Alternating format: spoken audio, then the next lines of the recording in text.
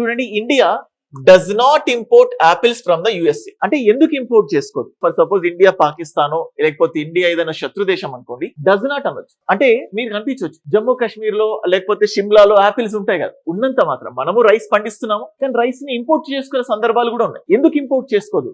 ఇప్పుడు closed economy కాదు, open economy. Common sense తో చెప్పొచ్చు, does not, extreme statement. So కాబట్టి ఈజీగా దీన్ని నోబెట్టేచ్చు. Next, in India the law prohibits the import of genetically modified food. Genetically modified food వల్ల చాలా రిపర్కషన్స్ వస్తుంది. సో అటువంటి వాటిని ఖచ్చితంగా అప్రూవ్ చేయడానికి మనకు ఒక ప్రీ ఎగ్జిస్టింగ్ అథారిటీ ఉండాలి. ఇది కరెక్టే కదా? So without the approval of the competent authority, genetically modified foods ని వితౌట్ అప్రూవల్ ద్వారా దాన్ని ముందుకు తీసుకెళ్లలేము. సో ఈ స్టేట్మెంట్ చూస్తే ఇది కరెక్టే కదా, కామన్ సెన్స్ తో చెప్తాను. అంటే కొన్ని థింగ్స్ కి రెగ్యులేషన్ అనేది చాలా చాలా ఇంపార్టెంట్. సో అట్లా చూస్తే ఇది ఈజీగా కరెక్ట్ అయిపోతుంది. సో ఇక్కడ ఏమవుతుంది, statement 1 is in correct but statement 2 is correct.